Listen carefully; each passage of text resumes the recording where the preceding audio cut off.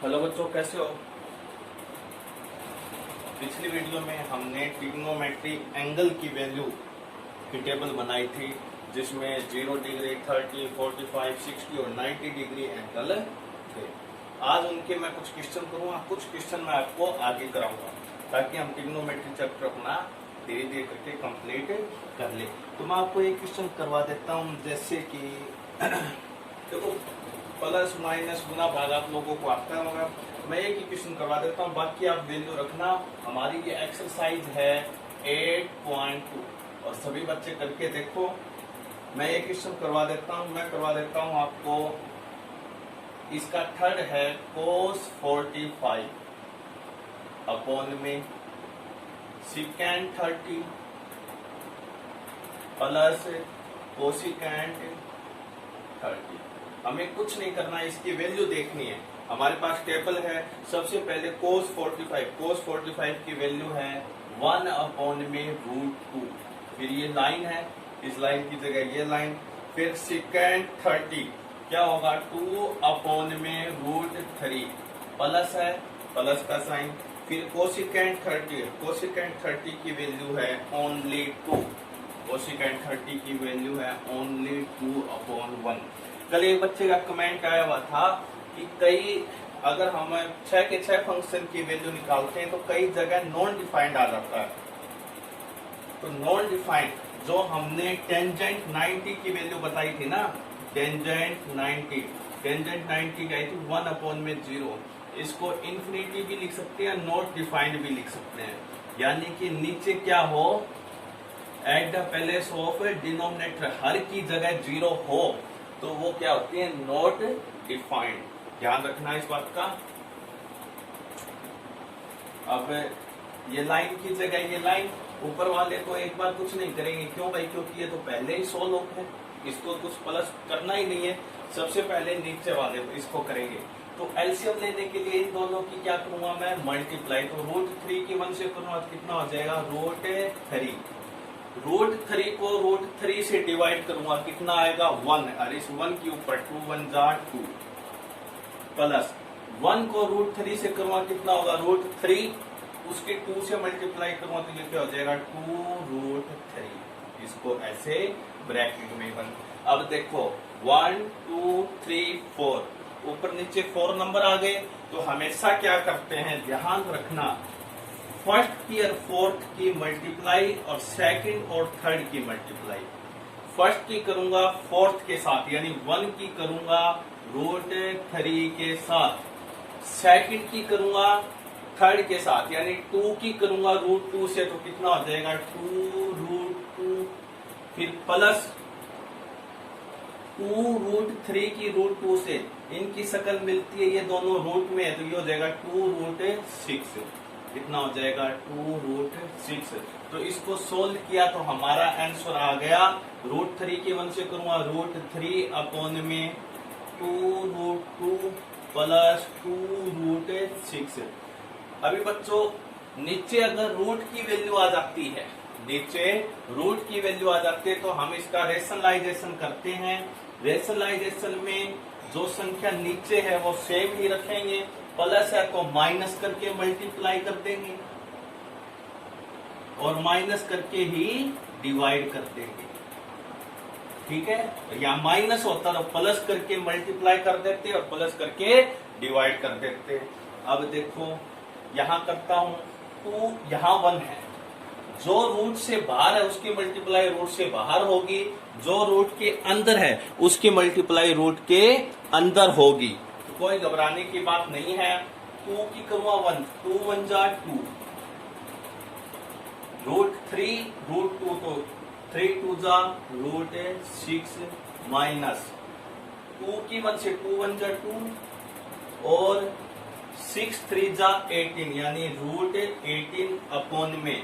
हमेशा रेशनलाइजेशन में नीचे फॉर्मूला लगता है x प्लस वाई। ये फॉर्मूला क्या हो गया, x प्लस वाई और x माइनस वाई। तो ये फॉर्मूला क्या होगा, x square minus y square. x कितना 2√2 का स्क्वायर माइनस वाई कितना 2√6 का स्क्वायर। तो ये फॉर्मूला गया x square minus y square. अब देखो 2√6 को एक बार सेम का सेम माइनस 2√18 को क्या लिखूंगा 9 मल्टीप्लाई 2 अपॉन में, इसको सोल्व करवाइए आएगा 2 का स्क्वायर 4 2 जा 8 माइनस 2 का स्क्वायर 4 6 जा 24। क्लियर है। अब इसको क्या लिखूंगा 2√6 माइनस 2, √9 को अलग करो, √9 की वैल्यू कितनी होती है 3 और √2 को सेम, और 8 माइनस 24 माइनस 16, इसको मैं ऊपर ले जाता हूं। ऊपर दोनों में क्या कॉमन आ रहा है 2 कॉमन आ रहा है, तो क्या बच जाएगा √6 माइनस 3√2 अपॉन में माइनस 16, ये कट हो जाएगा तो 8 बच जाएगा, तो हमारा आंसर आ जाएगा √6 माइनस 3√2 अपॉन में माइनस 8। इस प्रकार हम वैल्यू रख के सोल्व करेंगे। बच्चों कोई बड़ी बात नहीं है, यहां तक हमें सोल्व करना होता है सिर्फ जो हमारा प्लस माइनस का रूल है उसके हिसाब से, बोर्ड मास के नियम के अनुसार। कई बच्चों को अगर रेशनलाइजेशन नहीं आता है तो वो अपना आंसर इतना भी छोड़ सकता है, लेकिन रेशनलाइजेशन आना चाहिए। जो नीचे की संख्या प्लस है उसको माइनस करके मल्टीप्लाई और डिवाइड, ऊपर वाले की मल्टीप्लाई ऊपर वाले के साथ, नीचे वाले की नीचे वाले के साथ। नीचे हमेशा फॉर्मूला बनेगा x plus y x minus y, यानी कि x square minus y square. Rationalization हमारे 7th क्लास से आना शुरू हो जाते हैं। एक और वीडियो आज मैं बनाऊंगा जिसमें हम रेशनलाइजेशन के क्वेश्चन करेंगे। ये भाई 8.2 के कई क्वेश्चन हैं, ऐसे आप वैल्यू रखो, प्लस माइनस करो, नीचे रूट है तो रेशनलाइजेशन करो और उसका आंसर मिलाने की कोशिश करो और मेरे पास भेजो। कोई दिक्कत होगी तो मैं आपको बता दूंगा। इसी में एक मोस्ट इंपोर्टेंट क्वेश्चन है, एक मोस्ट इंपोर्टेंट क्वेश्चन है, टेंजेंट a प्लस b की value they the √3, tangent a minus b की वैल्यू दे दी 1 अपॉन में √3, और हमें कह दिया find a and b। Most important question है ये, क्वेश्चन बोर्ड में आने की ज्यादातर संभावना रहती ही रहती है। बिल्कुल आसान है, क्या करना है देखो भाई, सबसे पहले इक्वेशन फर्स्ट और इक्वेशन सेकंड। तो now we solve equation first, या आप एक बार इसको इक्वेशन नहीं देना चाहते मत दो, हम आगे दे देंगे, कोई बड़ी बात नहीं है। मैं अब यही आपको क्वेश्चन सोल्व करवा देता हूं, इसी पे ये हमें निकालना है। देखो टेंजेंट a प्लस बी, अब आगे कितना दे दिया √3, टेंजेंट की टेबल पे जाओ और देखो √3 किसकी वैल्यू है टेंजेंट में, तो देखेंगे √3 वैल्यू है टेंजेंट 60 की, a और b की वैल्यू हमें निकालनी है।